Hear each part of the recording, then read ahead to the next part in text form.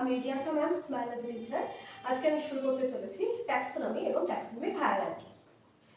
Taxonomy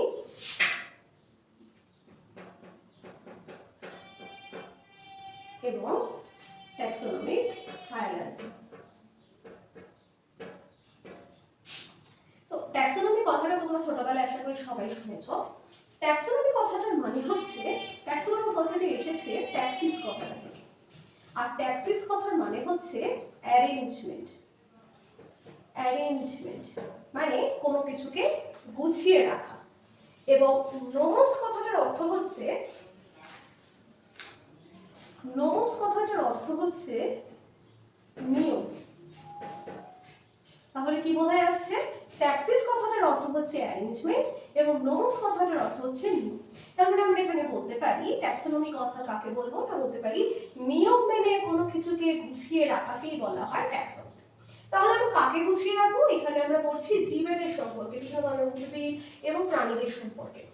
তাহলে আমরা বলতে পারি জীববিজ্ঞানের যে শাখায় জীবেদের নামকরণ, শনাক্তকরণ এবং শ্রেণীবিন্যাসের মাধ্যমে আলোচনা করা হয় বা গুছিয়ে রাখা হয়, সেই সমস্ত বিষয়টাকে বলা হচ্ছে ট্যাক্সোনমি। ট্যাক্সিস কথাটা এসেছে মানে হচ্ছে অ্যারেঞ্জমেন্ট এবং নোমস কথাটার মানে হচ্ছে নিয়ম। তার নিয়ম অনুযায়ী তাদেরকে গুছিয়ে রাখা হয়। জীববিজ্ঞানের যে শাখায় কোন জীবেদের শনাক্তকরণ, নামকরণ এবং শ্রেণীবিন্যাস করা হয়, সেই ব্রাঞ্চটিকে বলা হয় ট্যাক্সোনমি। এবং ট্যাক্সোনমির জনক হলেন লিনিয়াস। বিজ্ঞানী লিনিয়াস হলেন ট্যাক্সোনমির জনক। এই ট্যাক্সোনমির জনক পড়তে গিয়ে আমাদের আরো কতগুলো জনকের কথা মনে রাখতে হবে। যেমন হলো ক্যারোলাস লিনিয়াস হলেন, ক্যারোলাস বিজ্ঞানী ক্যারোলাস লিনিয়াস হলেন ট্যাক্সোনমির জনক। এছাড়া আমাদের জানতে হবে প্রাণীবিদ্যার জনক, কারণ জীববিদ্যার প্রধান দুটো শাখা কিন্তু প্রাণীবিদ্যা এবং উদ্ভিদবিদ্যা এবং উদ্ভিদবিদ্যা। প্রাণীবিদ্যার জনক হলেন অ্যারিস্টটল। প্রাণীবিদ্যার জনক হলেন অ্যারিস্টটল। আর উদ্ভিদবিদ্যার জনক হলেন থিওফ্রাস্ট। অন্যদিকে ক্যারোলাস লিনিয়াস হলেন বিন্যাসবিধির জনক। ক্যারোলাস লিনিয়াস সিস্টেমা ন্যাচুরালি বলে একটি বই লিখেছিলেন।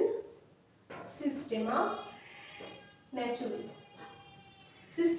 নামে একটি বই লিখেছিলেন এবং সেখানে তিনি বিন্যাসবিধি সম্পর্কে সমস্ত কিছু উল্লেখ করেছেন। সম্পর্কে আমরা কি কি জানলাম? কি কি ট্যাক্সোনমির প্রধান উপাদান? ট্যাক্সোনমির প্রধান উপাদান 1 নম্বর হচ্ছে নামকরণ, 1 নম্বর হচ্ছে শনাক্তকরণ। প্রথমে তাকে শনাক্তকরণ করো, যে কোনো জীবকে প্রথমে আগে শনাক্তকরণ করা। 1 নম্বর হচ্ছে শনাক্তকরণ। 2 নম্বর তাকে প্রপার একটি নাম দেওয়া, অর্থাৎ নামকরণ। শনাক্তকরণ, নামকরণ, দেন শ্রেণীবিন্যাস।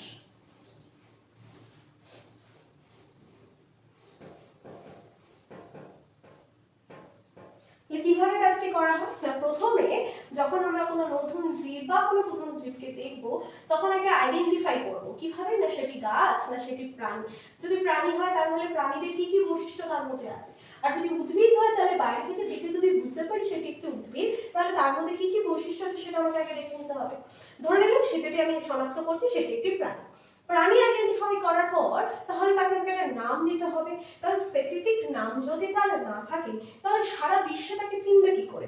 আমাকে চেনে আমার নাম রিয়াঙ্কা। প্রত্যেকেরই ইন্ডিভিজুয়াল নাম রয়েছে, তো আমরা তাদেরকে ইন্ডিভিজুয়াল নাম ধরে রাখি এবং তাদেরকে রেসপন্স করতে পারি। তো যে কোনো জীবকে যদি নির্দিষ্ট কোনো নাম না থাকে, তাহলে সারা পৃথিবী জুড়ে তাদেরকে চেনাটা খুব মুশকিল। 3 নম্বর হচ্ছে শ্রেণীবিন্যাস। শ্রেণীবিন্যাস মানে কি? এরপরে আমরা পড়বো ট্যাক্সোনমি হায়ারার্কি। তো সেক্ষেত্রে আমরা দেখব উদ্ভিদ হোক কিংবা প্রাণী হোক, তাদের শরীরে যে বৈশিষ্ট্য উপকূলে উপস্থিত রয়েছে, সেই বৈশিষ্ট্যের উপর ভিত্তি করে নিম্ন শ্রেণীর স্তর থেকে উচ্চ শ্রেণীর স্তর অবধি শ্রেণীর বিন্যাস করা হয়েছে, যেটি বিভিন্ন বিজ্ঞানীরা সেটি করেছেন। এবং যে নতুন জীবটি আবিষ্কার করা হচ্ছে, সেটি উদ্ভিদ হোক বা প্রাণী হোক, নিম্ন শ্রেণীর প্রাণী হোক বা উচ্চ শ্রেণীর প্রাণী, তাদের বৈশিষ্ট্যগত যোগ্যতা অনুযায়ী এবং তাদের নাম অনুযায়ী তাদেরকে প্রপার জায়গায় একটি স্থান দেওয়া হয়, যেটাকে বলা হয় শ্রেণীবিন্যাস। তাহলে ট্যাক্সোনমি কি কি জিনিস ফলো করে বা ট্যাক্সোনমির উপাদানগুলো কি কি? ট্যাক্সোনমির প্রধান 3টি উপাদান, সেটি হচ্ছে প্রথমে তাকে শনাক্ত করা, শনাক্তকরণ করার পরে একটা প্রপার নাম দেওয়া, আর 3 নম্বর হচ্ছে তাকে প্রপার জায়গায় স্থান দেওয়া, অর্থাৎ প্রপার শ্রেণীবিন্যাস করা। তাহলে এই হলো ট্যাক্সোনমি। এবার আমরা বলবো হচ্ছে ট্যাক্সোনমিক হায়ারার্কি সম্পর্কে। জীববিজ্ঞানের যে শাখা, অর্থাৎ এটাকে আমরা বলতে পারি জীববিজ্ঞানের, এটাকে আমরা বলতে পারি জীববিজ্ঞানের ট্যাক্সোনমির অন্তর্গত বিভিন্ন এককের সাহায্যে যে কোনো জীবকে সর্বনিম্ন স্তর থেকে সর্বোচ্চ স্তর অবধি একটি সাজিয়ে রাখা যায় বা অন্তর্ভুক্ত করা যায়, তাকে বলা হয় হায়ারার্কি। অর্থাৎ জীববিজ্ঞানের একটি শাখায় কোনো জীবকে বিশেষ বৈশিষ্ট্যের মাধ্যমে সর্বনিম্ন স্তর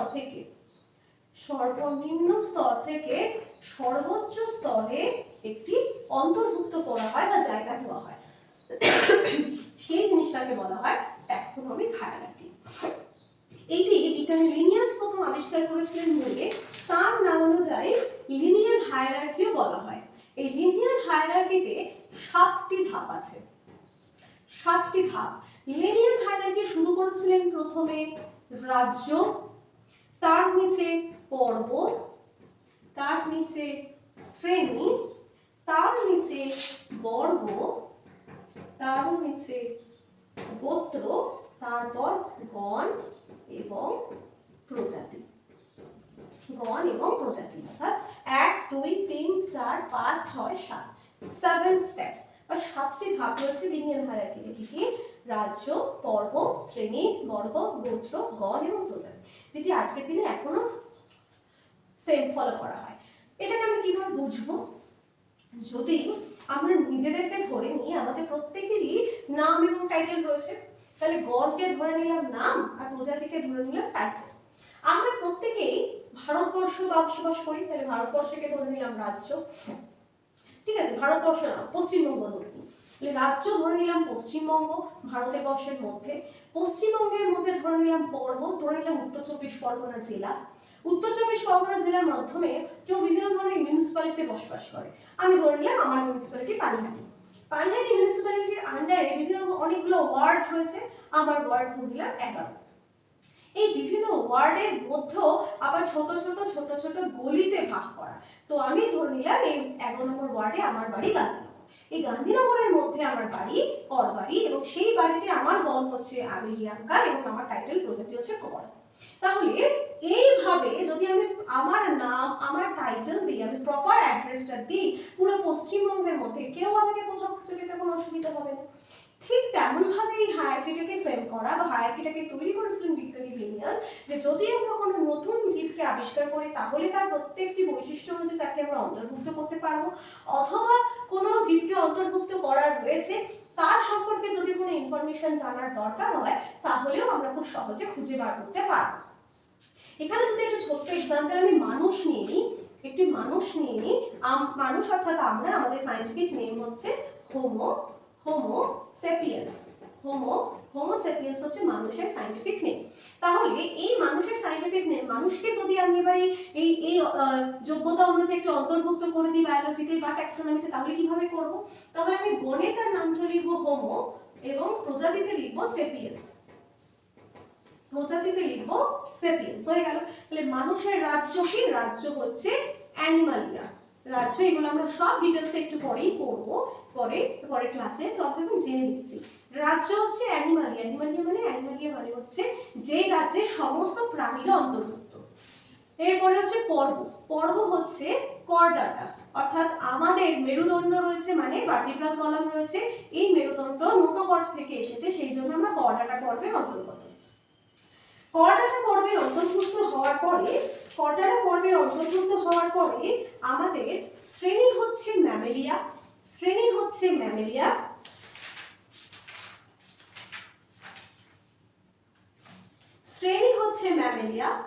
বা স্তন্যপায়ী।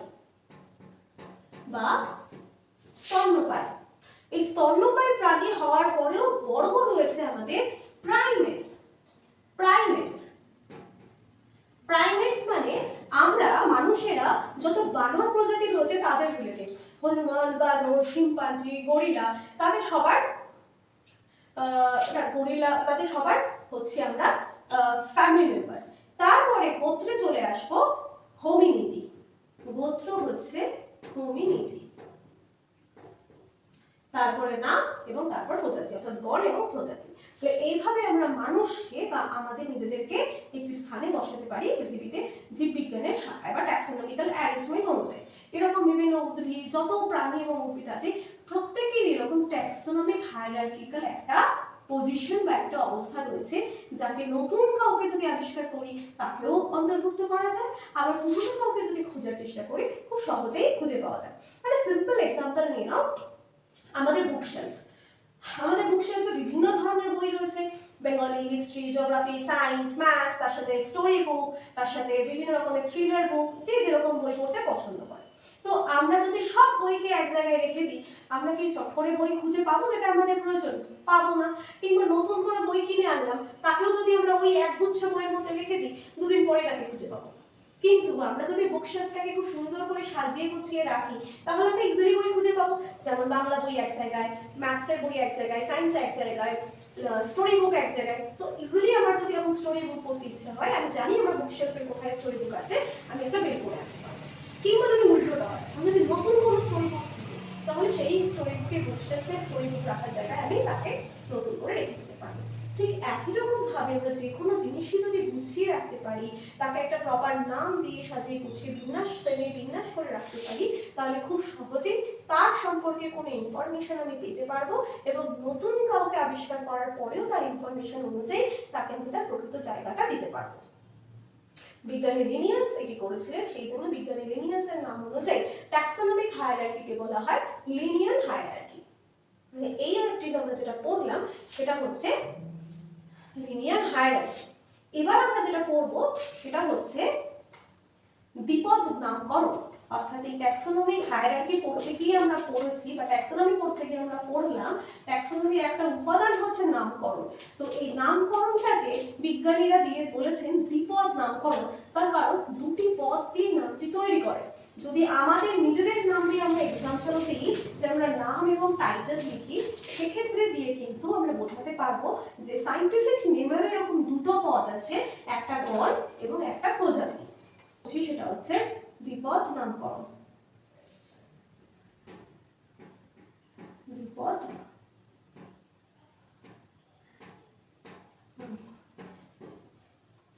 দ্বি কথার অর্থ দুই, দুটি পদের নামকরণকে বলা হয় দ্বিপদ নামকরণ। অর্থাৎ বিজ্ঞানসম্মত নামের দুটি পদ থাকে, একটি হচ্ছে গণ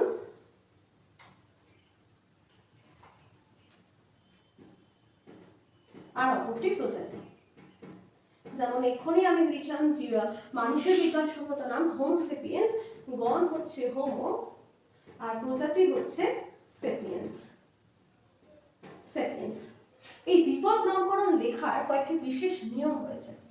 বিজ্ঞানসম্মত নাম লেখার কতগুলি বিশেষ নাম রয়েছে, সেটি হচ্ছে 1 নম্বর, বিজ্ঞানসম্মত নাম একাধিক গণ বা একই গণের অন্তর্ভুক্ত একাধিক প্রজাতির নাম ভিন্ন হতে হবে। অর্থাৎ পৃথিবীতে যত রকমের জীব রয়েছে তাদের প্রত্যেকের নামের সিমিলারিটি থাকাটা বাঞ্ছনীয় নয়। প্রজাতির নাম ভিন্ন থাকবে, মানে আমরা বললাম যে দ্বিপদ নামকরণের গণ এবং প্রজাতি থাকবে।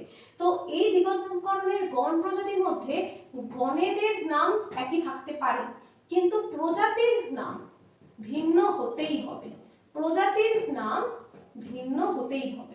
অর্থাৎ একই গণের আন্ডারে ভিন্ন প্রজাতির জীব থাকতে পারে, কিন্তু গণ যদি চেঞ্জ হয়ে যায় তাহলে পুরো স্পিসিসটাই চেঞ্জ হয়ে যাবে, প্রজাতিও চেঞ্জ হয়ে যাবে। তাহলে কোনো গোত্রের অন্তর্ভুক্ত একাধিক গণ বা একই গণের অন্তর্ভুক্ত একাধিক প্রজাতির নাম ভিন্ন থাকে, অর্থাৎ আলাদা থাকে। 2 নম্বর হচ্ছে দ্বিপদ নামকরণের লেখার নাম বা গণ বা প্রজাতির নামটি সর্বদা ল্যাটিন ভাষায় নামকরণ হয়। অন্য কোনো ভাষায় যদি নামকরণ করা হয় তাহলে সেটি সিদ্ধ হয় না। 3 নম্বর, ল্যাটিন ভাষাতে লেখা বিজ্ঞানসম্মত নাম যদি টাইপ করা হয় তাহলে সব সময় ইটালিক ফর্মে করতে হয়, তাহলে সব সময় ইটালিক ফর্মে টাইপ করতে হয়। আর যদি আমরা হাতে লিখি বা হস্তাক্ষরে যদি করা হয় তাহলে সেটিকে সব সময় নিম্নরেখিত করতে হয়, অর্থাৎ আন্ডারলাইন করতে হয়, নিম্নরেখিত করতে হয়। 4 নম্বর পয়েন্ট হচ্ছে গণের নামের প্রথম অক্ষর। গণের নামের প্রথম অক্ষর বড় হাতে, প্রথম অক্ষর বড় হাতে, বাকি পুরো নাম এবং প্রজাতির নামটাও ছোট হাতে হয়। তাহলে একমাত্র গণের নামের প্রথম অক্ষরটি বড় হাতের হবে, বাকি পুরো গণের নাম এবং প্রজাতির নামটি হবে ছোট হাতে। আর 5 নম্বর পয়েন্ট এবং খুব ইম্পর্টেন্ট পয়েন্টটা হচ্ছে অগ্রাধিকার আইন। অগ্রাধিকার আইন, অগ্রাধিকার আইনটা কি?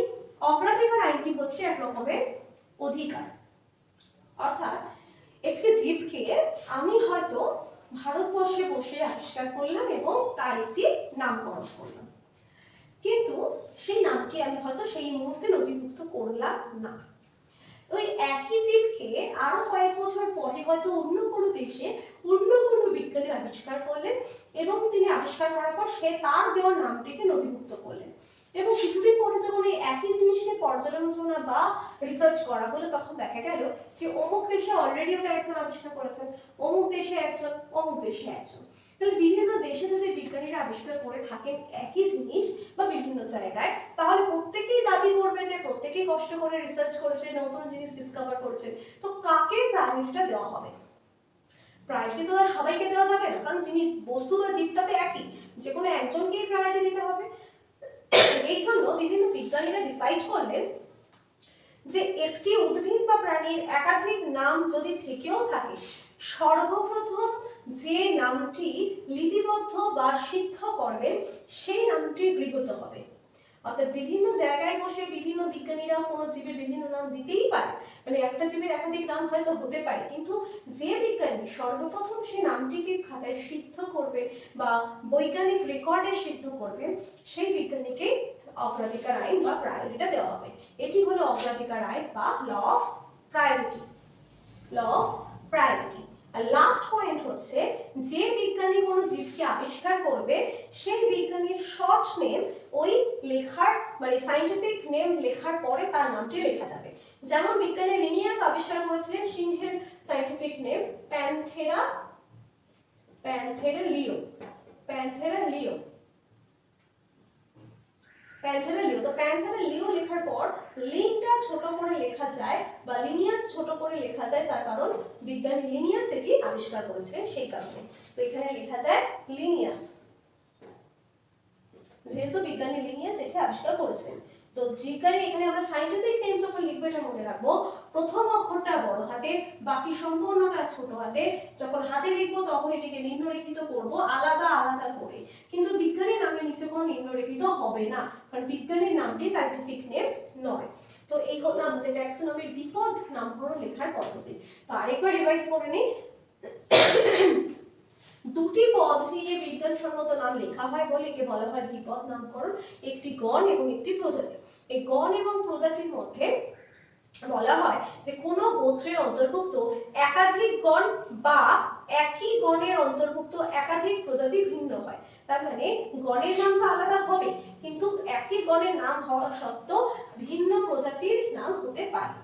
যে কোনো সায়েন্টিফিক নেম বা বিজ্ঞানসম্মত নাম সর্বদা ল্যাটিন ভাষায় লিখতে হবে, অন্য কোনো ভাষায় নাম দেওয়া হলে সেটি গ্রাহ্য হবে না।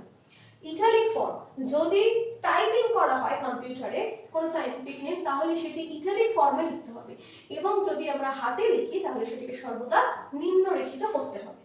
তারপর হচ্ছে গণের নামের প্রথম অক্ষরটি হচ্ছে একমাত্র বড় হাতের, বাকি সম্পূর্ণ লেখাটি হবে ছোট হাতে। এরপরে চলে আসছে অগ্রাধিকার আইন, অর্থাৎ কোনো উদ্ভিদ বা প্রাণীর যদি একাধিক নাম হয়ে থাকে সর্বপ্রথম দেওয়া বিজ্ঞানীর নামটি সিদ্ধ করা হবে, এটিকে বলা হয় ল অফ প্রায়োরিটি বা অগ্রাধিকার আইন।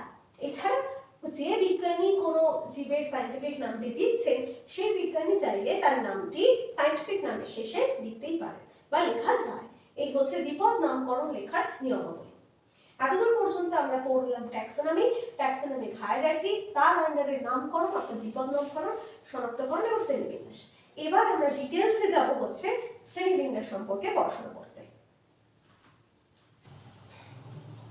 এবার চলে আসবো জীবের শ্রেণীবিন্যাসে। বিজ্ঞানী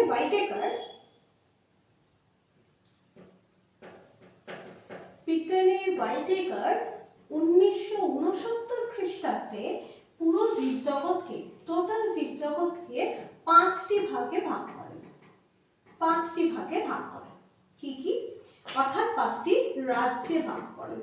কারণ আমরা যে লিনিয়ার হায়ারার্কিটা পড়েছি সেটা সর্বোচ্চ স্তর আমরা পড়েছি রাজ্য এবং সর্বনিম্নে গিয়ে দেখেছি গণার প্রজাতি রয়েছে। তো বিজ্ঞানী হোয়াইটেকার 1969 খ্রিস্টাব্দে জীবের যত প্রজাতি রয়েছে তাদের প্রত্যেককে 5টি রাজ্যে ভাগ করেন। কি কি সেই 5টি রাজ্য? রাজ্য মনেরা,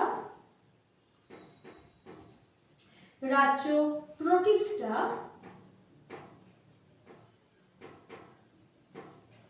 রাজ্য ফাঙ্গি, রাজ্য প্লান্টি এবং রাজ্য অ্যানিমালিয়া। তাহলে কটা রাজ্য পেলাম? 1 নম্বর মনেরা, 2 নম্বর প্রোটিস্টা, 3 নম্বর ফাঙ্গি, 4 নম্বর প্লান্টি, 5 নম্বর অ্যানিমালিয়া। তাহলে এবার এদের প্রত্যেকের বিশেষ বৈশিষ্ট্যগুলো দেখে নেওয়া যাক। আমরা জেনেছি যে যখন পৃথিবীর সৃষ্টি হলো তখন একটি মাত্র কোষ জীবকোষ হিসাবে তৈরি হলো। তাহলে মনেরা যদি সর্বপ্রথম রাজ্য হয়, তার মানে এককোষী এবং সব থেকে প্রিমিটিভ যে ধরনের জীব আছে তারা এই অঞ্চলে থাকবে বা তারা মনেরা রাজ্যে থাকবে। অর্থাৎ মনেরা রাজ্যের প্রধান বৈশিষ্ট্য হচ্ছে এককোষী ও প্রোক্যারিওটিক।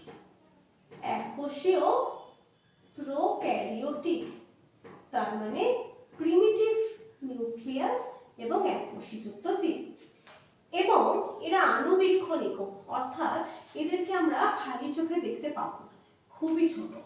আর কি হচ্ছে, এদের কোষ প্রাচীরে পেপটাইড ও গ্লাইক্যান বলে একটি বস্তু থাকে। তাহলে মনেরা রাজ্যের যারা অন্তর্গত তাদের প্রথম ক্যারেক্টার হিসেবে আমরা বুঝতে পারছি তারা এককোষী জীব, এরা প্রোক্যারিওটিক, এরা আণুবীক্ষণিক, অর্থাৎ খালি চোখে দেখা যায় না, মাইক্রোস্কোপের সাহায্যে দেখতে পাওয়া যায়, এবং এদের কোষ প্রাচীরে পেপটাইড ও গ্লাইক্যান থাকে। সেকেন্ড পয়েন্ট বলছে এরা নিজেদের খাবার নিজেদের শরীরেও তৈরি করতে পারে, আবার এরা অন্যদের উপর ডিপেন্ডেবল হয়। তার মানে এরা স্বভোজীয় হতে পারে, আবার এরা পরভোজীয় হতে পারে। আর বলছে এদের বিভাজনকালে ডিম গঠিত হয় না, তার মানে এরা কোষ বিভাজন করে, অর্থাৎ এরা বংশ বিস্তার করে, প্রজনন ক্ষমতা সম্পন্ন, কিন্তু ডিম গঠিত হয় না, তার মানে মাইটোসিস দশা এরা করে না। এরা আমাইটোসিস দশায় বা অ্যামাইটোসিস দশায় এরা বা অ্যামাইটোসিস কোষ বিভাজনের মাধ্যমে এরা বংশ বিস্তার করে, অর্থাৎ এরা অযৌন জনন সম্পন্ন করে। তাহলে মনেরার সম্পর্কে আমরা কি কি ক্যারেক্টার পাচ্ছি? 1 নম্বর ক্যারেক্টার, মনেরা এককোষী এবং প্রোক্যারিওটিক, এরা আণুবীক্ষণিক, এদের খালি চোখে দেখা যায় না, এবং এদের কোষ প্রাচীরে পেপটাইড ও গ্লাইক্যান থাকে। 2 নম্বর হচ্ছে এরা নিজেদের খাবার নিজেদের শরীরে তৈরি করতে পারে, অর্থাৎ এরা স্বভোজী। আবার কিছু মনেরা জীব রয়েছে যারা পরভোজী। 3 নম্বর বলছে যে এরা আমাইটোসিস পদ্ধতিতে কোষ বিভাজন করে, অর্থাৎ মাইটোসিস পদ্ধতি করে না, মানে এখানে মেরুতন্তু গঠিত হয় না। আর ফাইনালি বলছে এরা অযৌন জনন পদ্ধতিতে বংশ বিস্তার করে। অযৌন জনন পদ্ধতি মানে যে জনন পদ্ধতিতে কোনো রকম পুরুষ বা স্ত্রী গ্যামেটের আলাদা আলাদা প্রয়োজন হয় না, একটি শরীর থেকে পুরুষ গ্যামেট স্ত্রী গ্যামেট ছাড়াই সরাসরি বিভাজনের মাধ্যমে জনন সম্পন্ন করতে পারে, সেই প্রকার জননকে বলা হয় অযৌন জনন। মনেরার আন্ডারে কারা রয়েছে? মনেরার আন্ডারে বেসিক্যালি যারা রয়েছে তারা হলো ব্যাকটেরিয়া, নীলাভ সবুজ শৈবাল ইত্যাদি। নীলাভ সবুজ শৈবাল ইত্যাদি। এবার চলে আসলো প্রোটিস্টা, অর্থাৎ যারা প্রোটিস্টা তারা অবশ্যই মনে রাখতে থেকে একটু উন্নত হবে, কারণ আমরা একদম নিম্ন স্তর বা প্রিমিটিভ দিয়ে শুরু করেছি। যতটা আস্তে আস্তে যাব তত ওরা আস্তে আস্তে উন্নত ক্যারেক্টার বা উন্নত বৈশিষ্ট্য নিজেদের শরীরের মধ্যে পুরো পাবে বা তৈরি করবে। প্রোটিস্টার বৈশিষ্ট্য হচ্ছে, প্রোটিস্টা বলতে প্রথমেই বলি যত প্রোটোজোয়া রয়েছে সেই প্রোটোজোয়ার সমস্ত শ্রেণীগুলি বেসিক্যালি প্রোটিস্টা রাজ্যের অন্তর্গত এবং এরাও এককোষী, কিন্তু এরা উপনিবেশ গঠনকারী ইউক্যারিওটিক প্রকৃতির। এরা এখানে এরা এককোষী ছিল, এরাও এককোষী, কিন্তু এরা প্রোক্যারিওটিক নয়, এরা উপনিবেশ গঠনকারী ইউক্যারিওটিক প্রকৃতির জীব। উপনিবেশ গঠনকারী মানে কি? উপনিবেশ গঠন মানে একসাথে কলোনি করে থাকা, অর্থাৎ একা একা থাকে, একসাথে জোটবদ্ধ হয়ে থাকে। এরাও খুব ছোট, কিন্তু এদের পর্দা ঘেরা কোষাঙ্গাণু দেখতে পাওয়া যায়। এদের পুষ্টি পদ্ধতিও স্বভোজীয় হতে পারে, আবার পরভোজীয় হতে পারে। অর্থাৎ প্রোটিস্টা পর্বের জীবেরাও নিজেদের খাবার নিজেদের শরীরে তৈরি করতে পারে, কিংবা কিছু প্রোটিস্টা রয়েছে যারা আবার অন্যের উপর নির্ভরশীল, অর্থাৎ পরভোজী। বেশিরভাগ এই প্রোটোজোয়ারাই কিন্তু জলে থাকে বা প্ল্যাঙ্কটন প্রকৃতির হয় এবং এদের ডিএনএ তে হিস্টোন প্রোটিন থাকে। এই যে বললাম এক্ষুনি প্রোটিস্টারা হলো ইউক্যারিওটিক প্রকৃতির জীব।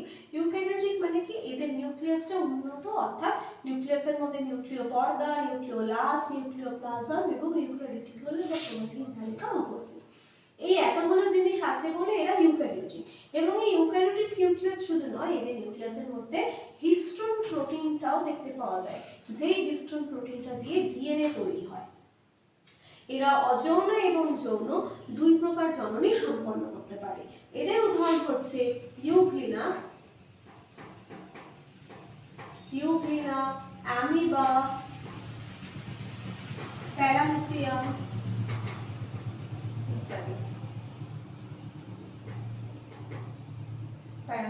ইত্যাদি। এরপর চলে আসবো আমরা ফাঙ্কি। ফাঙ্কি কথাটা বলার আগে একটু বলি, এই যে মোনেরা বা প্রোটিস্টা সম্পর্কে যেটা আমরা দেখলাম, এর বেশিরভাগই জীবাণু, অর্থাৎ ব্যাকটেরিয়া, নীলাভ, সবুজ শৈবাল, প্রোটোজোয়া ইত্যাদি। এরা বিভিন্ন রকমের রোগ সৃষ্টি করে, আবার কিছু উপকারী ব্যাকটেরিয়াও রয়েছে। তো এরা বেশিরভাগই আণুবীক্ষণিক বা খুব ছোট। কিন্তু ফাঙ্গি হচ্ছে এমন একটা রাজ্য যে উদ্ভিদও নয়, আবার এদের মতো কোনো জীবাণুও নয়, এমন একটা জিনিস। এই ফাঙ্গিরা এককোষী, বহুকোষী এবং অনুসূত্রাকারও হতে পারে। তার মানে কি? একটা মাত্র কোষ দিয়ে তৈরি শরীর, বহুকোষী মানে অনেকগুলো কোষ নিয়ে তৈরি শরীর, আবার অনুসূত্রাকার মানে সুতোর মতো লম্বা শরীরও হতে পারে। 2 নম্বর পয়েন্ট হচ্ছে এদের পুষ্টি প্রক্রিয়া সাধারণত মৃতজীবী বা মিথজীবী, এটা খুব ইম্পর্টেন্ট জিনিস, মৃতজীবী বা মিথজীবী। মৃতজীবী পুষ্টি পদ্ধতি মানে কি? যে সকল জীব কোনো মরা বস্তু বা মরা জীবের দেহ থেকে খাদ্যরস সংগ্রহ করে তার পুষ্টি সাধন করে তাকে বলা হয় মৃতজীবী প্রাণী বা উদ্ভিদ বা মৃতজীবী জীব। পুষ্টি আর মিথজীবী মানে কি? মিথজীবী মানে হচ্ছে দুজন জীব, তারা একই শ্রেণীর হতেও পারে, নাও হতে পারে, কিন্তু তারা একে অপরের উপর নির্ভরশীল, অর্থাৎ একজন আরেকজনের দ্বারা উপকৃত হয়, দুজনেই উপকৃত হয়, কিন্তু দুজনে একটা মিউচুয়াল রিলেশনশিপে থাকে, যাকে বলা হয় মিথজীবী। এই দুজনের মিথজীবী সম্পর্ক থেকে মিথজীবী পুষ্টি সম্পন্ন করে। মৃতজীবী বা মিথজীবী ধরনের পুষ্টি কাদের দেখতে পাওয়া যায়? বেসিক্যালি ফাঙ্গিতে। এছাড়া ফাঙ্গি মৃত জৈব বস্তুর উপর জন্মায় এবং এদের দেহে সঞ্চিত খাদ্যের নাম হচ্ছে গ্লাইকোজেন, অর্থাৎ এরা গ্লাইকোজেন নামে খাবার স্টোর করে নিজের শরীরে। তাহলে আমরা ফাঙ্গি সম্পর্কে কি কি বললাম? ফাঙ্গি এককোষী, বহুকোষী, অনুসূত্রাকার হতে পারে। এদের দেহটি আবার কাইটিন নির্মিত হয়। এদের মধ্যে মৃতজীবী বা মিথজীবী পুষ্টি লক্ষ্য করা যায়। এরা সাধারণত মৃত বস্তুর উপর জন্মায়। এছাড়া এদের সঞ্চিত খাদ্যের নাম হচ্ছে গ্লাইকোজেন এবং এরা রেণু বিস্তারণের মাধ্যমে জন্ম সম্পন্ন করে। ফাঙ্গির উদাহরণ হচ্ছে ইস্ট, নিউকর, পেনিসিলিয়াম ইত্যাদি। ইস্ট, নিউকর, পেনিসিলিয়াম ইত্যাদি। এরপরে চলে আসবো লাস্ট দুটো রাজ্য রাজ্য সেটা হচ্ছে প্লান্টি এবং অ্যানিমালিয়া।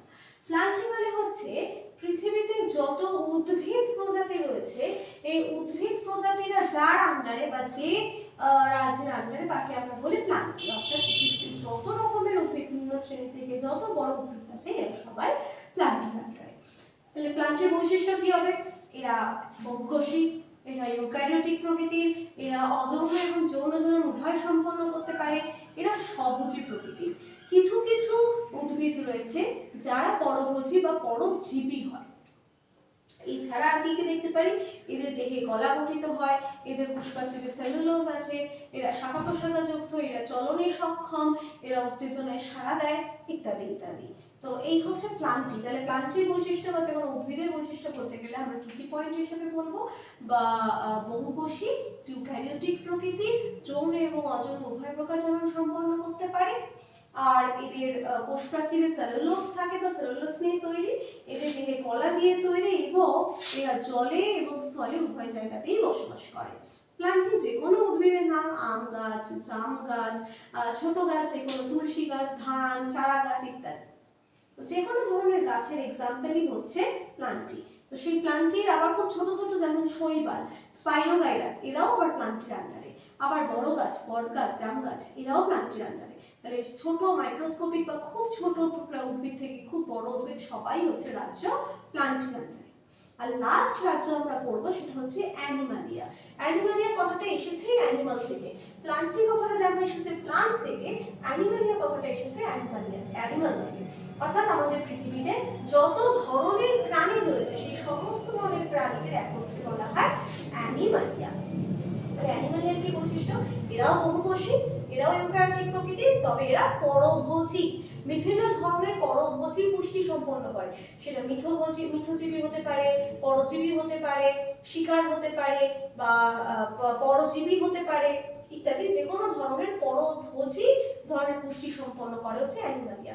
এদের স্বভোজী পুষ্টি দেখতে পাওয়া যায় না, তার কারণ কোনো প্রাণী তার নিজের শরীরে খাবার তৈরি করতে পারে না। এদেরও যৌন জনন এবং অযৌন জনন উভয় প্রকার জননই দেখতে পাওয়া যায়। বিভিন্ন ধরনের অঙ্গ, তন্তু ইত্যাদি শরীরের মধ্যে তৈরি হয়। অ্যানিমালিয়ার যদি উদাহরণ দিই তাহলে সব থেকে প্রধান এক্সাম্পল আমরা মানুষ। এছাড়াও যত প্রাণী রয়েছে, যত ছোট প্রাণী, মশা থেকে, মাছি থেকে, কেঁচো, কেন্ন, পিঁপড়ে, এই সব কিছু থেকে পাখি, মানুষ, গরু, ছাগল যা আমরা দেখতে পাই, যত প্রাণী তারা সবাই কার আন্ডারে? অ্যানিমালিয়ার আন্ডারে।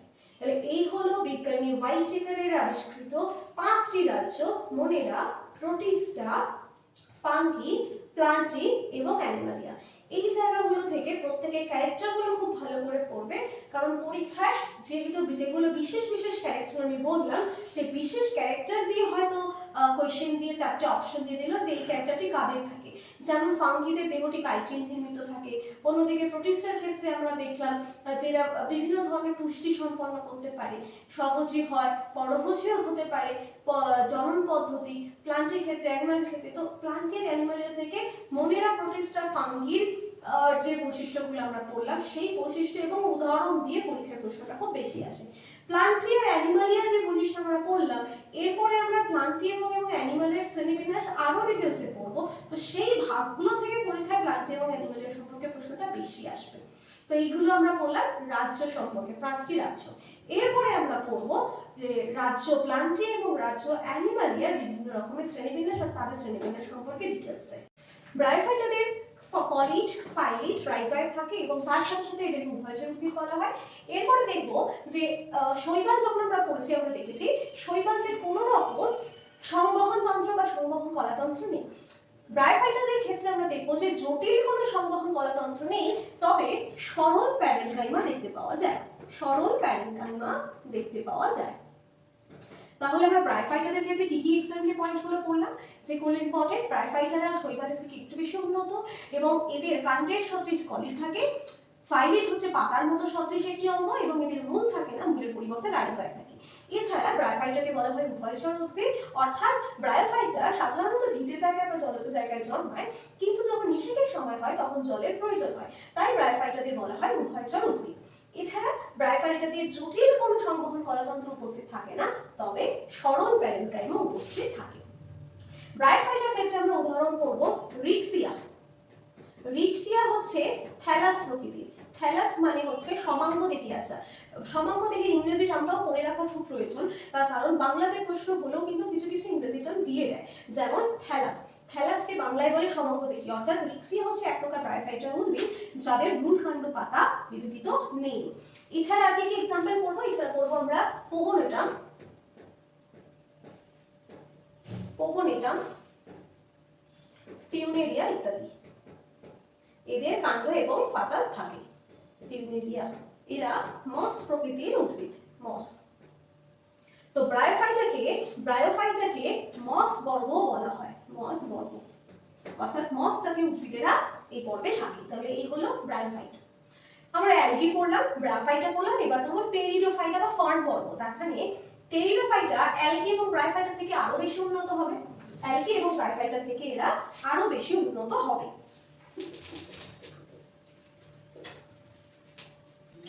এবার পড়বো আমরা টেরিডোফাইটা। টেরিডোফাইটাকে বলা হয় ফার্ন বর্গ, ফার্ন বর্গ। টেরিডোফাইটা অ্যালগি এবং ব্রায়োফাইটা থেকে আরো অনেকটা বেশি উন্নত হবে, অর্থাৎ টেরিডোফাইটাতে এসে আমরা দেখতে পাবো যে উদ্ভিদের মূল কাণ্ড পাতা সম্পূর্ণরূপে বিভেদিত এবং এদের যে রাইজোমটা আছে, কাণ্ডটা হয় রাইজোম প্রকৃতির, অর্থাৎ এদের আমরা সাধারণত আমরা গাছের যে ক্যারেক্টারগুলো জানি, মূল কাণ্ড পাতা আমরা দেখতে পাবো, মূল কাণ্ড পাতা দেখতে পাবো। এবং এই শুধু মূল কাণ্ড পাতাই দেখতে পাচ্ছি তা নয়, কাণ্ডটা হয় রাইজোম প্রকৃতির, কাণ্ড হয় রাইজোম প্রকৃতি। আর পাতা দু রকমের হয়, একটা হচ্ছে ক্ষুদ্র পাতা, ক্ষুদ্র ও সূক্ষ্ম ধরনের পাতা, আরেকটা হয় বৃহৎ ধরনের পাতা। পাতাটা দু ধরনের হয়, একটা ক্ষুদ্র এবং সূক্ষ্ম, আরেকটা হয় হচ্ছে বৃহৎ বা বড় প্রসারিত। এই ক্ষুদ্র বা সূক্ষ্ম পাতাকে বলা হয় মাইক্রোফাইলাম। আমরা ব্রায়োফাইটাতেই দেখেছি যে পাতার মতো সদৃশ অংশকে ফাইলাম বলে, আর বৃহৎকে বলা হয় মেগাফাইলাম। টেরিডোফাইটা অ্যালগি এবং ব্রায়োফাইটা থেকে আরো অনেকটা বেশি উন্নত এবং এক্ষেত্রে আমরা দেখতে পাচ্ছি এদেরকে ফার্ন বর্গ বলা হয়। এদের মূল কাণ্ড পাতায় বিভাজিত, কাণ্ড থাকে রাইজোম প্রকৃতির এবং পাতাটি দু ধরনের হয়, ছোট ক্ষুদ্র সূক্ষ্ম পাতাকে বলা হয় মাইক্রোফাইলাম এবং বৃহৎ প্রসারিত পাতাকে বলা হয় মেগাফাইলাম। এবার যেটা পাবো, জলে একদম জলে থাকতো, ব্রায়োফাইটারা আস্তে আস্তে ভিজে ভিজে জায়গায় থাকতো, টেরিডোফাইটা আমরা দেখতে পারবো সম্পূর্ণ স্থলজ প্রকৃতি, সম্পূর্ণ স্থলজ প্রকৃতি, মানে জল থেকে আস্তে আস্তে কাছে বা ডাঙায় উঠে আসলো। এরপর দেখবো উদ্ভিদে জাইলেম এবং ফ্লোয়েম উভয়ই উপস্থিত। যে সংবহন কলা দুটো প্রয়োজন, যে সংবহন কলা দুটো প্রয়োজন, অর্থাৎ জল এবং খাবার বহন করার জন্য যে সংবহন কলা প্রয়োজন, জাইলেম জল বহন করার জন্য এবং ফ্লোয়েম খাবার বহন করার জন্য প্রয়োজন, সেই দুটোই দেখা যাচ্ছে কোথায়? টেরিডোফাইটাতে। অর্থাৎ টেরিডোফাইটা যখন উন্নত হতে হতে গাছ আস্তে আস্তে তৈরি হলো, স্থলভাগে চলে আসলো, তখন তাদের মধ্যে সংবহন কলাও উপস্থিত হলো। টেরিডোফাইটার এক্সাম্পল হচ্ছে লাইকোপেডিয়াম, এদের উদাহরণ হচ্ছে শুষ্নি, লাইকোপেডিয়াম ইত্যাদি। লাইকোপেডিয়াম ইত্যাদি। তাহলে আমরা শৈবাল সম্পর্কে জানলাম, ব্রায়োফাইটা সম্পর্কে জানলাম, টেরিডোফাইটা সম্পর্কে জানলাম, এবার আমরা জানবো জিমনোস্পার্ম এবং অ্যাঞ্জিওস্পার্ম সম্পর্কে। তাহলে এতক্ষণ পর্যন্ত আমরা যে জানলাম, প্রথমে কোনো গাছের মূলকাণ্ড পাতাই ছিল না, তারপর মূলকাণ্ড পাতা আস্তে আস্তে তৈরি হওয়া শুরু করলো এবং তাদের সদৃশ কিছু অঙ্গ তৈরি হওয়া শুরু করলো এবং তারপরে গিয়ে দেখলাম মূলকাণ্ড পাতা সম্পূর্ণরূপে বিভক্ত। একদম প্রথমে দেখলাম গাছ জলে ছিল, সেখান থেকে আস্তে আস্তে ভিজে জায়গায় আসলো, তারপরে দেখলাম স্থলজ, আবার দেখলাম প্রথমে সংবহন কলা ছিলই না, আবার এখানে দেখলাম প্যারেনকাইমাটা তৈরি হওয়া শুরু করেছিল, টেরিডোফাইটা অবধি এসে দেখলাম জাইলেম ফ্লোয়েম ইত্যাদি দুটোই তৈরি হয়ে গেছে। এবার দরকার ফুল, ফল বা বীজ, যে জিনিসগুলো আরো উন্নত ধরনের গাছে গিয়ে আমরা দেখতে পাবো, সেই দুটো বিষয় নিয়ে যখন আমরা পড়বো, সেই তখন গাছকে আরো দুটো ভাগে ভাগ করা যাচ্ছে, সেটা হচ্ছে জিমনোস্পার্ম এবং অ্যাঞ্জিওস্পার্ম, অর্থাৎ ব্যক্তবীজী এবং গুপ্তবীজী। এবার আমরা পড়বো হচ্ছে ব্যক্তবীজী এবং ব্যক্তবীজী এবং গুপ্তবীজী। জিমনোস্পার্মকে বাংলায় বলে ব্যক্তবীজী আর অ্যাঞ্জিওস্পার্মকে বাংলায় বলে গুপ্তবীজী। দেখো একটু লক্ষ্য করলে বুঝতে পারবে নামের মধ্যেই উত্তরটা রয়েছে। ব্যক্ত কথার অর্থ হচ্ছে নগ্ন, আর গুপ্ত মানে সাধারণত লুকিয়ে রাখা। তাহলে নগ্ন বীজী বলতে কি বুঝবো? যে সকল উদ্ভিদের বীজ বীজ নগ্ন থাকে, অর্থাৎ কোনো কভারিং বা ঢাকনা দিয়ে বা আবরণ দিয়ে ঢাকা থাকে না, সেই সকল উদ্ভিদকে আমরা বলবো ব্যক্তবীজী উদ্ভিদ। তার মানে খুব সহজেই আমরা বুঝতে পারছি উদ্ভিদের ফুল গঠিত হয় না, কারণ ফুল থেকে যদি ফল হয় এবং সেই ফলে যখন বীজ গঠিত হচ্ছে, ফলের মধ্যে তখন অলরেডি আবরণটা রয়েছে যে বীজটাকে ঘিরে রাখবে বা বীজটাকে গোপন করে রাখবে। কিন্তু যদি ফুল থেকে ফলই যদি গঠিত না হয়, ফুল থেকে ফল গঠিত না হয়, যদি সরাসরি বীজ তৈরি হয়, তাহলে ফলের আবরণটাই তো নেই, বীজটা তাহলে কি থাকছে, নগ্ন থাকছে। তাহলে ব্যক্তবীজের গুপ্তবীজটাকে আমরা ডিফারেন্স ওয়েতে পড়বো। কিরকম ভাবে ডিফারেন্ট করে পড়বো? ব্যক্তবীজে বলতে বুঝবো যে সমস্ত উদ্ভিদের ফুল থেকে ফল গঠিত হয় না, সরাসরি বীজ গঠিত হয় এবং সেই বীজে কোনো আবরণ থাকে না, সেই সকল উদ্ভিদকে আমরা বলবো ব্যক্তবীজী উদ্ভিদ, বীজ নগ্ন থাকে। আর গুপ্তবীজী উদ্ভিদে আমরা বলবো যে সকল উদ্ভিদের ফুল থেকে ফল গঠিত হয় এবং ফলের ভিতরে বীজটি উপস্থিত থাকে, অর্থাৎ বীজটি ফলের ভিতরে গোপন থাকে, তাকে আমরা বলবো গুপ্তবীজী উদ্ভিদ। এটি হচ্ছে প্রধান পয়েন্ট। এছাড়া ব্যক্তবীজী উদ্ভিদেরা দীর্ঘ হয়, কাষ্ঠল হয়, বহুবর্ষজীবী এবং চিরহরিৎ বৃক্ষ জাতীয় হতে পারে। আর গুপ্তবীজী উদ্ভিদেরা সাধারণত বৃহৎ গুল্ম এবং বৃক্ষ হতে পারে। এই ব্যক্তবীজীতে একাধিক বীজপত্র থাকতে পারে, একাধিক বীজপত্র থাকতে পারে, মানে বীজের লেয়ার। অন্যদিকে গুপ্তবীজীতে বীজপত্র থাকতে পারে একটি অথবা দুটি। একটি বীজপত্র থাকলে তাকে আমরা বলি একবীজপত্র জীব বা একবীজপত্র ফল বা একবীজপত্র উদ্ভিদ, আর দুটি বীজ থাকলে তাকে আমরা বলি দ্বিবীজপত্রী উদ্ভিদ। ব্যক্তবীজী উদ্ভিদের গর্ভাধানের পূর্বে শস্য গঠিত হয় বলে শস্য হচ্ছে হ্যাপ্লয়েড। এটা কিন্তু খুব ইম্পর্টেন্ট পয়েন্ট, শর্ট কোশ্চেন সেটে এমসিকিউ এর জন্য। আর দিনিশেকের পর গুপ্তবীজের বীজ গঠিত হয় বলে এদের শস্য হচ্ছে 3N বা ট্রিপ্লয়েড। ব্যক্তবীজীতে ফুল থেকে ফল গঠিত হয় না, ফলে গর্ভাধানের পূর্বেই নিষেক গঠিত, গর্ভাধানের পূর্বেই শস্য গঠিত হয়, সেই জন্য শস্যের সংখ্যা হচ্ছে N বা হ্যাপ্লয়েড। অন্যদিকে গুপ্তবীজীতে ফল উপস্থিত থাকায় এতে দ্বিনিষেক সম্পন্ন হয় এবং দ্বিনিষেক সম্পন্ন হওয়ার ফলে শস্য গঠিত হওয়ার জন্য এদের শস্যের সংখ্যা হচ্ছে 3N বা ট্রিপ্লয়েড। এক্সাম্পল হচ্ছে সাইকাস,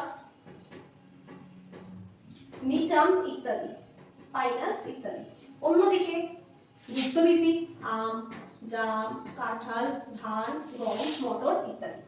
তাহলে গুপ্তবীজের ব্যক্তবীজীটা আশা করছি বোঝা গেল। গুপ্তবীজের ব্যক্তবীজ আমরা কিভাবে ডিফাইন করব? ব্যক্তবীজী কাকে বলবো? যে সকল উদ্ভিদের ফুল থেকে ফল গঠিত হয় না, সরাসরি বীজ নগ্ন অবস্থায় থাকে, সে সকল উদ্ভিদে বলা হয় ব্যক্তবীজী উদ্ভিদ। এবং যে সকল উদ্ভিদে ফল গঠিত হয় এবং বীজটি ফলের ভিতর রোপণ থাকে, তাকে বলা হয় গুপ্তবীজী উদ্ভিদ। ব্যক্তবীজী উদ্ভিদ কাষ্ঠল, চিরহরিৎ বৃক্ষ জাতীয় হতে পারে। অন্যদিকে গুপ্তবীজী গুল্মও হতে পারে, চিরহরিৎ বৃক্ষও হতে পারে, আবার চিরহরিৎ হতে পারে। ব্যক্তবীজী উদ্ভিদে গর্ভাধানের পূর্বেই শস্য গঠিত হয় বলে শস্যের সংখ্যা N বা হ্যাপ্লয়েড। অন্যদিকে গুপ্তবীজী উদ্ভিদে দ্বিনিষেক প্রক্রিয়া সম্পন্ন হওয়ার পরে শস্য উৎপন্ন হয় বলে শস্যের সংখ্যা 3N বা ট্রিপ্লয়েড। ব্যক্তবীজী উদ্ভিদের উদাহরণ হচ্ছে সাইকাস, নিটাম, পাইনাস ইত্যাদি। গুপ্তবীজী উদ্ভিদ হচ্ছে ধান, গম, মটর, জাম, আম, বট, ডুমুর ইত্যাদি, যত ধরনের বড় উদ্ভিদরা রয়েছে। এবার আমরা দেখব গুপ্তবীজী উদ্ভিদের দুটো ভাগে ভাগ করা যায়। গুপ্তবীজী উদ্ভিদের যে ফল, সেই ফলের উপর কটা বীজপত্র থাকতে পারে? একটা বা দুটো আছে, একটা বা দুটো। এই একটা বা দুটো বীজপত্র থাকার উপর নির্ভর করে গুপ্তবীজী উদ্ভিদকে দুটো ভাগে ভাগ করা যায়। কি কি?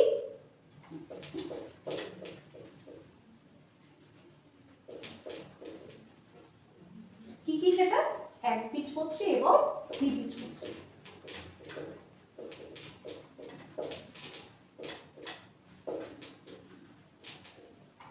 একবীজপত্রী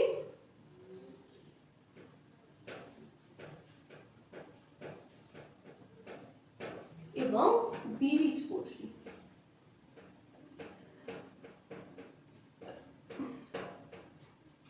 অর্থাৎ যে সকল গুপ্তবীজী উদ্ভিদের ফলের বীজ একটি মাত্র বীজপত্র দ্বারা আবৃত থাকে তাকে বলা হয় একবীজপত্রী উদ্ভিদ। আর যে সকল গুপ্তবীজী উদ্ভিদের ফলের বীজ দুটো বীজপত্র দিয়ে আবৃত থাকে তাকে বলা হয় দ্বিবীজপত্রী জীব। একবীজপত্রী জীবেরা সাধারণত বিরুৎ বা গুল্ম প্রজাতির হয়, বৃক্ষ হয় বাট খুবই কম। অন্যদিকে দ্বিবীজপত্রী বড় বড় গাছ যেমন কাষ্ঠল, বৃক্ষ বা চিরকুড়ি জাতীয় হয়।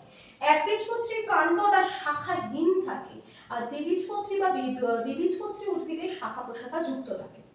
বীজে একটি মাত্র বীজপত্র থাকে, যেটা বললাম, যার জন্যই এদের সংজ্ঞাটা দেওয়া হয়েছে একবীজপত্রী। আর দ্বিবীজপত্রী বীজে দুটি বীজপত্র থাকে, যার জন্য এদের বলা হয় দ্বিবীজপত্রী। আরেকটা খুব ইম্পর্টেন্ট পয়েন্ট হচ্ছে একবীজপত্রীদের পাতা সমান্তরাল শিরাবিন্যাস যুক্ত হয়, আর দ্বিবীজপত্রীদের জালিকাকার শিরাবিন্যাস পাওয়া যায়। আমরা কটা পয়েন্ট পেলাম? একটা পয়েন্ট আমরা পাচ্ছি, একটা বীজপত্র থাকে, একটি বীজপত্র থাকে, আর এখানে আমরা পাচ্ছি দুটি বীজপত্র থাকে। 2 নম্বর হচ্ছে এরা সাধারণত গুল্ম, এরা একবর্ষজীবী, এরা সাধারণত গুল্ম বা বিরুৎ জাতীয় হয়। বৃক্ষ আছে বাট খুব কম। অন্যদিকে এরা সাধারণত বৃক্ষ, চিরহরিৎ, কাষ্ঠল ইত্যাদি টাইপের গাছ হয়। 3 নম্বর হচ্ছে এদের পাতার যে শিরাবিন্যাস সেটা হচ্ছে সমান্তরাল। পাতা সমান্তরাল শিরাবিন্যাস লক্ষ্য করা যায়। আর দ্বিবীজপত্রীদের জালিকাকার শিরাবিন্যাস দেখতে পাওয়া যায়। কিরকম? জালিকাকার শিরাবিন্যাস দেখতে পাওয়া যায় এবং বিষমকৃষ্ট। এদের উদাহরণ ধান, গম, ভুট্টা ইত্যাদি। দ্বিবীজপত্রীর উদাহরণে আমাদের ভীষণ প্রিয় আম, ছোলা, মটর, তেঁতুল ইত্যাদি। এই হলো উদ্ভিদ রাজ্যের শ্রেণীবিন্যাস। তাহলে উদ্ভিদ রাজ্যের শ্রেণীবিন্যাস থেকে আমরা কি কি জানলাম? প্রথমে আমরা উদ্ভিদ রাজ্যকে 5টি ভাগে ভাগ করতে পারলাম। কি কি? উদ্ভিদ রাজ্যের শ্রেণী 5টা ভাগে ভাগ করতে পারলাম। হচ্ছে শৈবাল, যাদেরকে সমাঙ্গদেহী বা থ্যালাস প্রকৃতি বলা হয়, মূলকাণ্ড পাতা বিভেদিত নয় এবং যাদের মধ্যে কোনো সংবহন কলাতন্ত্র নেই, সাধারণত জলজ অবস্থায় স্থান বা বীজস্থানে থাকে, যেমন স্পাইরোগাইরা, ভলভক্স ইত্যাদি। এরপরে পেলাম হচ্ছে ব্রায়োফাইটা বা মসবর্গ, যারা সাধারণত জলজ অবস্থায় থাকে কিন্তু নিষেকের সময় জলের প্রয়োজন হয়, যারা সেই ভিজে জায়গায় থাকে কিন্তু নিষেকের সময় জলের প্রয়োজন হয়, এদেরকে উভয়চর উদ্ভিদ বলা হয়। এদের কাণ্ডের মতো সদৃশ একটি অঙ্গ থেকে যার নাম কলিড, পাতার মতো অংশ থেকে যার নাম ফাইলেট, মূল থাকে না বা ডাইসয়েড। এবার হচ্ছে টেরিডোফাইটা বা ফার্নবর্গ, যারা এর থেকে আরেকটু বেশি উন্নত। এদের দেখা গেল মূলকাণ্ড পাতায় বিভেদিত। পাতা দু ধরনের হয়, ছোট ক্ষুদ্র পাতাকে বলা হয় মাইক্রোফাইলাম, আর বৃহৎ প্রসারিত পাতাকে বলা হয় মেগাফাইলাম। এদের সংবহন কলাতন্ত্র গঠিত হয়, অর্থাৎ সাইলেম ফ্লোয়েম গঠিত হয়। এছাড়াও এদের শাখা প্রশাখাযুক্ত অঙ্গ প্রত্যঙ্গ তৈরি হয়। টেরিডোফাইটার পরে যখন আরো দুটো উন্নত গাছের প্রজাতি দেখা গেল, সেটাকে বলা হলো ব্যক্তবীজী এবং মুক্তবীজী। ব্যক্তবীজী অর্থাৎ কিছু শ্রেণীর উদ্ভিদের ফুল থেকে ফল গঠিত না হয়ে সরাসরি বীজ গঠিত হয় এবং বীজটি কোনো রকম আবরণ দ্বারা আবৃত থাকে না, সেই জন্য এটাকে বলা হয় নগ্ন বা ব্যক্তবীজ। এবং গুপ্তবীজী বলা হয় যে সকল উদ্ভিদেরা ফল গঠিত হয়, ফুল থেকে ফল গঠিত হয় এবং বীজটি ফলে রোপণ করা থাকে এবং তাদেরকে বলা হয় গুপ্তবীজ উদ্ভিদ। এবং তারপরে আমরা ডিটেলসে দেখলাম গুপ্তবীজী উদ্ভিদ অর্থাৎ সবথেকে উন্নত ধরনের উদ্ভিদের আরো দুটো ভাগে ভাগ করা যায়, যে বীজের উপর কটা বীজপত্র রয়েছে, একটি না দুটি। যদি একটি বীজপত্র থাকে তাদেরকে বলা হয় একবীজপত্রী উদ্ভিদ, আর যদি দুটি বীজপত্র থাকে তাদেরকে বলা হয় দ্বিবীজপত্রী উদ্ভিদ। অর্থাৎ বীজের উপর বীজপত্রের সংখ্যা অনুযায়ী একবীজপত্রী সাধারণত দেখা যায় বিরুৎ বা গুল্ম জাতীয় হয়, এদের একটি মাত্র বীজপত্র থাকে, এদের পাতা সমান্তরাল শিরাবিন্যাস এবং সমাঙ্গ পৃষ্ঠে দেখতে পাওয়া যায়। এদের উদাহরণ ধান, গম, ভুট্টা ইত্যাদি। অন্যদিকে যখন আমরা দ্বিবীজপত্রী দেখি যে বীজের উপরে দুটো বীজপত্র থাকে, সাধারণত কাষ্ঠল, চিরহরিৎ এই ধরনের গাছগুলো এদের অন্তর্গত। এদের জালিকাকার শিরাবিন্যাস এবং বিষম পৃষ্ঠ দেখা যায়।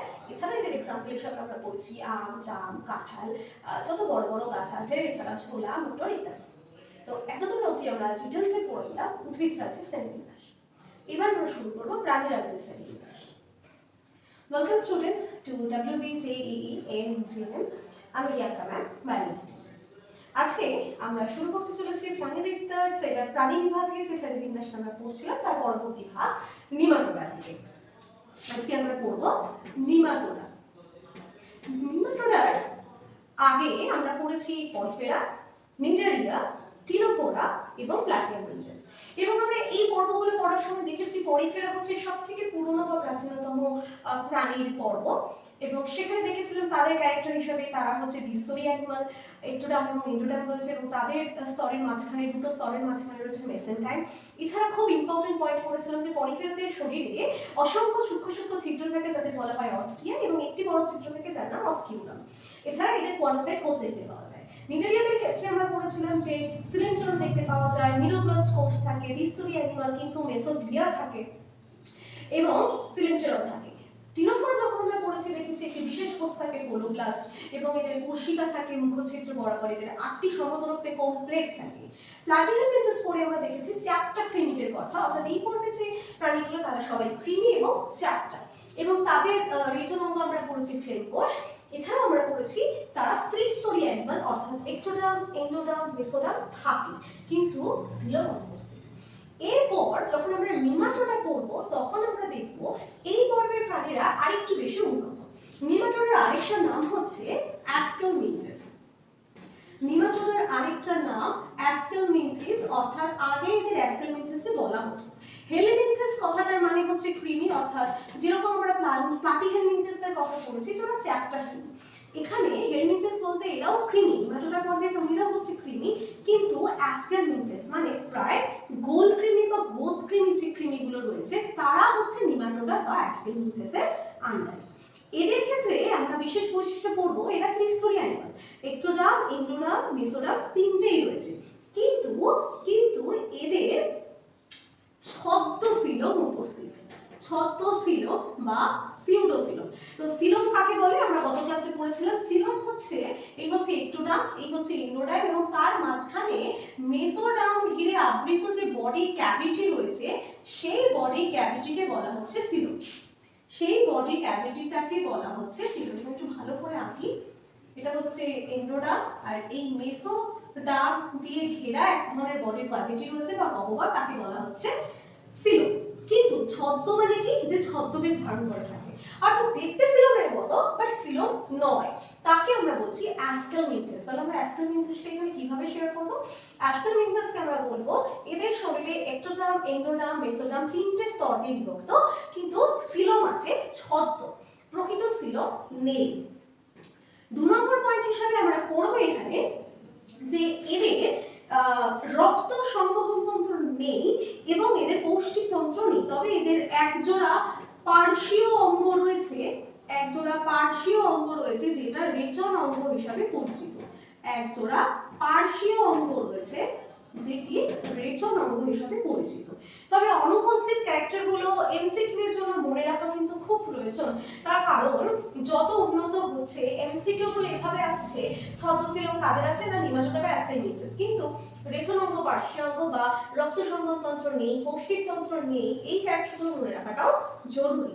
তাহলে নিমাটোডার ক্ষেত্রে আমরা কি কি জানতে পারলাম? নিমাটোডারা হচ্ছে যাদের শরীর 3টি স্তরে বিভক্ত, একটোডার্ম, এন্ডোডার্ম, মেসোডার্ম, কিন্তু এদের ছদ্মসিলম উপস্থিত।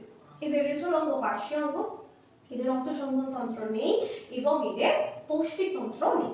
উদাহরণ হিসাবে আমরা বলতে পারি গোদ কৃমি, গোল কৃমি ইত্যাদি, গোল কৃমি ইত্যাদি। নিমাটোডার পরে আমরা চলে আসবো অ্যানিলিডাতে। এরপরে আমরা পড়বো হচ্ছে অ্যানিলিডা।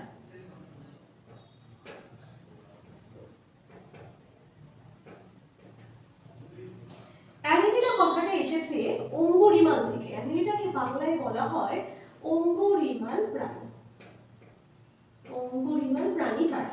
অর্থাৎ আমরা জানি অঙ্গুরিমাল বলতে আমাদের এই আঙুলটাকে অঙ্গুরিমাল বলা হয়, কারণ সাধারণত এই আঙুলটাকে বলা হয় এই আঙুলের শিরাটাকে সরাসরি হৃৎপিণ্ডের সাথে যুক্ত এবং এখানে আংটি পরানো হয়। তো এর সাথে অ্যানিলিডা পর্বের কি সম্পর্ক?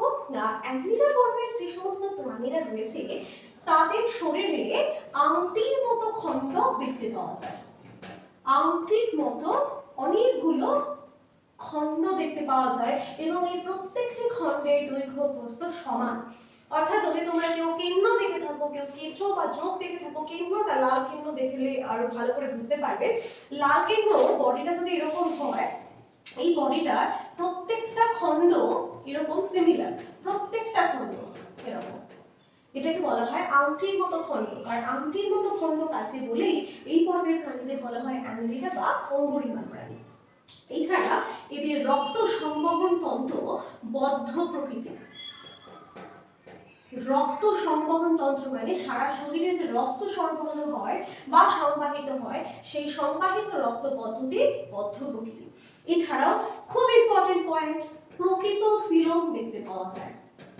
প্রকৃত সিলোম উপস্থিত, প্রকৃত সিলোম উপস্থিত। অর্থাৎ এতক্ষণ ধরে আমরা পরিফেরা পড়েছি, মিডারিয়া পড়েছি, টিনোফোরা, প্লাটিহেলমিনথেস, অ্যাস্কেলমিনথেস বা নিমাটোরা পড়েছি, আমরা কারোর মধ্যে সিলোমের কনসেপ্ট পাইনি। একমাত্র অ্যাস্কেলমিনথেস বা নিমাটোরাতে পেয়েছি ছদ্ম সিলোম। প্রকৃত সিলোমটা উপস্থিত হয় অ্যানিলিডা পর্বের প্রাণীদের কাছ থেকে। আর যে পয়েন্টটা বলবো, দেহ তিনটে স্তর বিশিষ্ট, এক্টোডার্ম, এন্ডোডার্ম, মেসোডার্ম। দেহ থ্রি স্তর বিশিষ্ট বা দেহে তিনটে স্তর আছে। তাহলে এখানে আমরা কি কি পয়েন্ট করলাম? অ্যানিলিডাদের অঙ্গুরিমান প্রাণী বলা হয় তার কারণ এদের শরীর আংটির মতো ছোট ছোট খণ্ডক দিয়ে যুক্ত হয়ে তৈরি হয়েছে সেই কারণে। এদের যে রক্ত সংবহন তন্ত্রটা আমরা দেখতে পাই সেটা হচ্ছে বদ্ধ সংবহন তন্ত্র। এদের প্রকৃত সিলোম উপস্থিত এবং এদের শরীরে তিনটি স্তর রয়েছে, এক্টোডার্ম, এন্ডোডার্ম এবং তার মাঝখানে মেসোডার্ম। প্রকৃত সিলোমের মানে হচ্ছে এক্টোডার্ম এবং এন্ডোডার্মের মাঝামাঝি অন্তর্গত একটি শরীরের গহ্বর যেটি মেসোডার্ম দ্বারা আবৃত, একে বলা হয় প্রকৃত সিলোম। এই পর্যায়ের প্রাণীদের উদাহরণ হচ্ছে কেঁচো, ঝোঁক, কেন্ন ইত্যাদি। অ্যানিলিডা পর্বের পরে আমরা চলে আসবো আর্থ্রোপোডাতে। এবার আমরা চলে আসবো আর্থ্রোপোডা।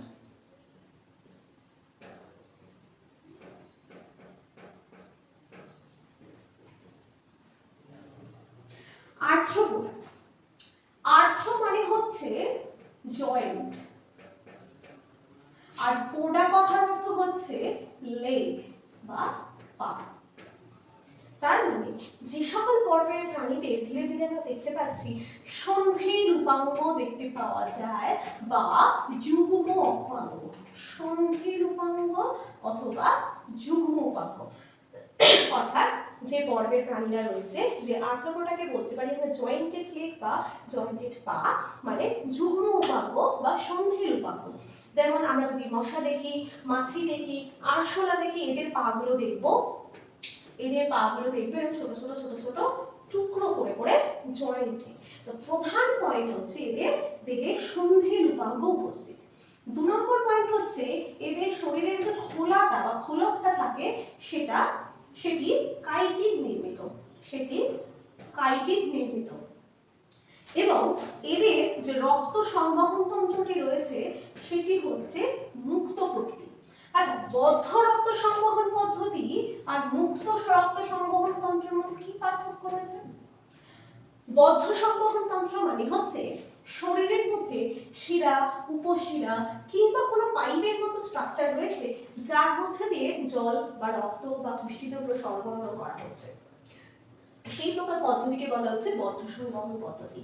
আর মুক্ত সংবহন পদ্ধতি মানে হচ্ছে যেখানে আলাদা করে কোনো পাইপলাইন বা শিরা, উপশিরা বা কোনো রকম কোনো নালীর মাধ্যম নেই যার মধ্যে দিয়ে জল বা রক্ত বা পুষ্টিদ্রব্য সরবরাহ করবে।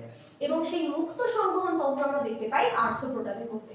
অন্যদিকে যখন আমরা অ্যানিলিডা পড়েছিলাম তখন আমরা দেখেছিলাম যে সেখানে বদ্ধ রক্ত সংবহন তন্ত্র পদ্ধতি দেখতে পাওয়া যায়। এখানে এদের যে শ্বাসঙ্গ রয়েছে সেগুলো বিভিন্ন রকমের নাম, যেমন কারোর রয়েছে ট্রাকিয়া, কারোর রয়েছে বুক লাং কিংবা কারোর রয়েছে বুক ভিত। এবার আর্থ্রোপোডা তো একটা বিশাল বড় পর্ব, আরশোলা রয়েছে, মশা, মাছি, পিঁপড়ে, বিভিন্ন ধরনের ছোটখাটো পোকামাকড়, যত পোকামাকড়ের প্রজাতি রয়েছে, প্রজাপতি রয়েছে, তারা সবাই আর্থ্রোপোডার আন্ডারে। তো সেই রকম বিশেষ বিশেষ পর্ব, যেমন কোনটা হয়তো আরশোলা রয়েছে, কোনটা হয়তো চিংড়ির রয়েছে, কোনটা হয়তো মশা মাছিদের রয়েছে, তো সেই অনুযায়ী তাদের বিভিন্ন ধরনের শ্বাসঙ্গ রয়েছে। কিছু কিছু শ্বাসঙ্গের নাম ট্রাকিয়া, বুকলাম এবং বুককিল। ঠিক একই রকম এদের বিভিন্ন রকম রেচন অঙ্গ রয়েছে। রেচন অঙ্গ, যে রেচন অঙ্গের নাম হচ্ছে ম্যালপিজিয়ান নালী। এটা নোট করে নিও, এই ম্যালপিজিয়ান নালীটা সাধারণত কিন্তু আরশোলার শরীরে দেখতে পাওয়া যায়, ম্যালপিজিয়ান নালী। এছাড়া রয়েছে সবুজ গ্রন্থি, এই সবুজ গ্রন্থি দেখতে পাওয়া যায় চিংড়ি মাছের শরীরে। এই সবুজ গ্রন্থির আরেকটা নাম কক্সাল গ্রন্থি, কক্সাল গ্রন্থি। তো এই ধরনের রেচন অঙ্গগুলো রয়েছে। তাহলে আর্থ্রোপোডা যখন আমরা পড়ছি কি কি বিশেষ বৈশিষ্ট্য পেলাম? 1 নম্বর বিশেষ বৈশিষ্ট্য আর্থ্রোপোডা, আর্থ্রো মানে জয়েন্ট, পোডা মানে পা, অর্থাৎ জয়েন্টেড পা বা সন্ধিরূপ অঙ্গ দেখতে পাওয়া যায়। 2 নম্বর পয়েন্ট হচ্ছে এদের শরীরের যে খোলকটা সেটি কাইটিন নির্মিত। 3 নম্বর এদের মুক্ত সংবহন তন্ত্র পদ্ধতি দেখতে পাওয়া যায়। এটা ভীষণ ইম্পর্টেন্ট পয়েন্ট, কারণ অ্যানিলিডা পড়ার পরে যখন আমরা আর্থ্রোপোডা পড়ি, অ্যানিলিডাতে অলরেডি বদ্ধ সংবহন তন্ত্র আমরা দেখতে পাই। তারপরে যখন আমরা আর্থ্রোপোডা পড়ি তখন খুব স্বাভাবিকভাবে এটা মনে হতে পারে যে আর অ্যানিলিডার পরে যখন আর্থ্রোপোডা একবার যদি বদ্ধ সংবহন তন্ত্র হয়, এটা খুব উন্নত ক্যারেক্টার, তখন সেটা হয়তো আর্থ্রোপোডাদেরও তাই হবে। তো এটা যেন মাথায় থাকে, আর্থ্রোপোডা বিশেষ করে আরশোলার শরীর কাটলে এটা ভালো মতো দেখতে পাওয়া যায়, এদের রক্ত সংবহন পদ্ধতি মুক্ত প্রকৃতি। তারপরে এদের বিভিন্ন ধরনের শ্বাসঙ্গ রয়েছে, যেমন ট্রাকিয়া, বুকলা, বুককেল ইত্যাদি। আর এদের রিচন অঙ্গের নাম হচ্ছে ম্যালপিজিয়ান নালী অথবা সবুজপন্থী বা কক্সাল নদী। এদের এক্সাম্পল আর কি? এদের এক্সাম্পল মশা, মাছি, আরশোলা, পিঁপড়ে, যত ধরনের পোকামাকড় রয়েছে, প্রজাপতি, মথ, এর সবাই হচ্ছে আর্থ্রোপোডা পর্বের অন্তর্গত। আর্থ্রোপোডা পর্বে পরে আমরা চলে আসবো মোলাস্কাতে। মোলাস্কা পর্ব, মোলাস্কা। এবার আমরা পড়বো হচ্ছে পর্ব পর্ব মোলাস্কা। আচ্ছা, মোলাস্কা পর্বের ক্যারেক্টারিস্টিক ফিচার্স বলার আগে আমি দিই এক্সাম্পল। শামুক। শামুক আশা করি সবাই দেখেছো। কি হয় না, নরম তুলতুলে একটা অংশ হেঁটে যায়, তার মাথার উপর একটা বড় খোলক, অর্থাৎ এরকম একটা প্রাণী যদি আঁকি, তার মাথার উপর এরকম একটা খোলক এবং এখান থেকে দুটো সরু অ্যান্টেনার মতো জিনিস বেরিয়ে থাকে। দেখেছো? এই পয়েন্টটা বলতে গিয়ে তাদের ক্যারেক্টার বলে দেওয়া হয়েছে। দ্যাট মিনস মোলাস্কা পর্বের অন্তর্গত প্রাণীদের দেহটি নরম এবং মাংসল এবং একটি খোলক দ্বারা আবৃত থাকে। এটা হচ্ছে 1 নম্বর পয়েন্ট। অর্থাৎ শামুক আমরা সবাই দেখেছি একটুখানি মুখের একটুখানি অংশ বের করে তার সুর দুটো বাইরে বেরোনো থাকে এবং একটি খোলা দিয়ে পুরো বডিটা আবৃত থাকে, অর্থাৎ বেশিরভাগ অংশ, শরীরের বেশিরভাগ অংশটা খোলার ভেতরেই থাকে। যখনই ওরা সেন্স করে যে কোনো ভয় বা ভীতি বা কোনো রকম প্রয়োজন, যাই ওরা সেন্স করে, ওরা চট করে কি করে খোলার ভিতরে ঢুকে নিজেদেরকে আটকে। তো প্রথম ক্যারেক্টারটা কি করলাম, এরা ওদের শরীর হচ্ছে নরম এবং এদের খোলক দ্বারা আবৃত থাকে। এদের যে অঙ্কদেশ মানে সামনের দিক অর্থাৎ বুকের পোর্শনটা, এই অঙ্কদেশে এদের কি দেখতে পাওয়া যায়? মাংসল পদ। এটা ওদের একটা উন্নত ক্যারেক্টার। অর্থাৎ এতগুলো ফাইলাম আমরা পড়েছি মানে পর্ব, সেখানে কিন্তু পা জিনিসটা পেলাম আর্থ্রোপোডাতে এসে, এবং সেই আর্থ্রোপোডার পাটা পেলাম জয়েন্টেড বা সন্ধির অঙ্গ, মাংসল নয়। মাংসল পদটা পেলাম আমরা কোথায় এসে? মোলাস্কাতে এসে। এদের যে শ্বাসযন্ত্র আছে সেই শ্বাসযন্ত্রের নাম টিনিডিয়াম। সেই শ্বাসযন্ত্রের নাম টিনিডিয়াম বা পালমোনারি স্যাক। টিনিডিয়াম বা পালমোনারি স্যাক। এদের সারা শরীর একটি পর্দা দ্বারা আবৃত থাকে, যার নাম হচ্ছে ম্যান্টল পর্দা। যার নাম ম্যান্টল পর্দা। এবং আরো একটা খুব ইম্পর্টেন্ট পয়েন্ট আছে, এদের রেচন অঙ্গ হচ্ছে বৃক্ষ, যেটা কিনা খুব উন্নত ধরনের অ্যানিমালদেরই দেখতে পাওয়া যায়। রেচন অঙ্গ বৃক্ষ সেটা খুব অনুন্নত বা বোজেনাসের অঙ্গ অথবা বোজেনাসের অঙ্গ বলেই সাধারণত পরিচিত। বৃক্ষটা আছে বাট খুব যে উন্নত সেটা। তো আমরা মোলাস্কা সম্পর্কে যখন পড়াশোনা করছি, মোলাস্কার বিশেষ বৈশিষ্ট্য সম্পর্কে আমরা জানতে পারলাম। মোলাস্কার শরীরটি নরম এবং এটি খোলক দ্বারা আবৃত থাকে। 2 নম্বর হচ্ছে এদের শরীরের অঙ্কদেশে মাংসল পদ দেখতে পাওয়া যায়। 3 নম্বর এদের যে শ্বাসযন্ত্র রয়েছে সেটির নাম হচ্ছে টিনিডিয়াম বা পালমোনারি স্যাক। 4 নম্বর এদের সারা শরীর পর্দা থাকে একটি, সেটির নাম হচ্ছে ম্যান্টল পর্দা। 5 নম্বর হচ্ছে এদের রেচন অঙ্গের হচ্ছে বৃক্ষ অথবা বোজেনাসের অঙ্গ। এক্সাম্পল, যত ধরনের শামুক রয়েছে, ঝিনুক রয়েছে ইত্যাদি, তারা সবাই হচ্ছে মোলাস্কা পর্বের অন্তর্গত।